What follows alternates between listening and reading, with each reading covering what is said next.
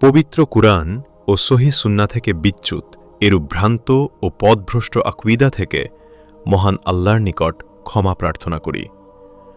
শায়খুল ইসলাম ইবনে তাইমিয়া রহমতুল্লাহি আলাইহ বলেন, রাফেঈ শিয়ারা ধারণা করে যে দিন তাদের পীর পুরোহিতদের ইচ্ছার উপর ন্যস্ত। তারা যা হালাল বলবে তাই হালাল, এবং তারা যা হারাম বলবে তাই হারাম। তারা যে বিধান রচনা করবে তাই শরিয়াত বলে গণ্য। রাজাত বা পুনর্জন্ম সম্পর্কে রাফেঈদের বিশ্বাস, রাফেঈরাই সর্বপ্রথম রাজাতের বিষয়টি আবিষ্কার করে। আল মুফিদ বলেন, বহু মৃত ব্যক্তির রাজাত তথা পুনর্জন্ম নিয়ে ফিরে আসার ব্যাপারে ইমামিগণ ঐক্যমত হয়েছেন। আর এটি হচ্ছে এই যে তাদের সর্বশেষ ইমাম শেষ জামানায় পুনর্জন্ম নিয়ে ফিরে আসবে, সিরদাব নামক স্থান হতে বের হবে এবং রাজনৈতিকদের মধ্যে যারা তাদের বিরোধী থাকবে তাদের সকলকে হত্যা করবে।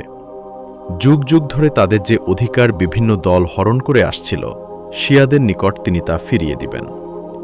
সৈয়দ মুর্তাজা আল মাসায়েলুন নাসেরিয়াহ গ্রন্থে বলেন, নিশ্চয় আবু বকর রাদিয়াল্লাহু আনহু ও ওমর রাদিয়াল্লাহু আনহুকে তাদের 12তম ইমাম মাহদির জামানায় একটি গাছে ফাঁসি দেবে।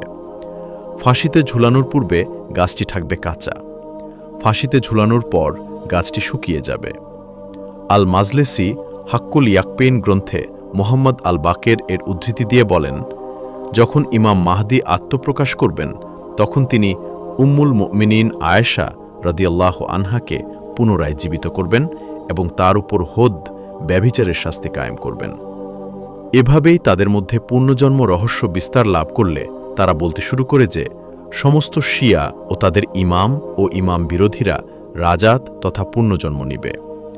মূলত এরূপ ভ্রান্ত বিশ্বাসীরা মানুষের অন্তরে হিংসার বিষ ছড়াচ্ছে।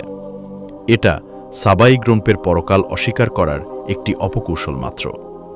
প্রকৃতপক্ষে শিয়ারা তাদের বিরোধীদের থেকে প্রতিশোধ গ্রহণের জন্যই রাজাতের ন্যায় ভ্রান্ত বিশ্বাসের চালু করেছে।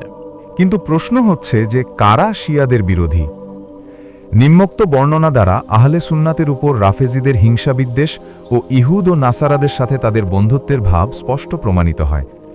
আল মাজলিসি বিহারুল আনওয়ার গ্রন্থে উল্লেখ করেন, আবু আবদুল্লাহ বলেন, হে আবু মোহাম্মদ, আমি দেখছি যে ইমাম মাহাদি তার পরিবার পরিজন নিয়ে সাহালা মসজিদে অবতরণ করবেন। অতএব সন্ধি চুক্তিতে আবদ্ধদের অর্থাৎ ইহুদি ও খ্রিস্টানদের বিষয়টি তার নিকট কিরূপ হবে? তিনি বলেন, রাসূল সাল্লাল্লাহু আলাইহি ওয়াসাল্লামকে যেভাবে তারা জিজিয়া দিয়েছে সেভাবে তাকেও তারা জিজিয়া দেবে। তিনি বলেন, আমি বললাম, অতএব আপনাদের শত্রু নাসেবীদের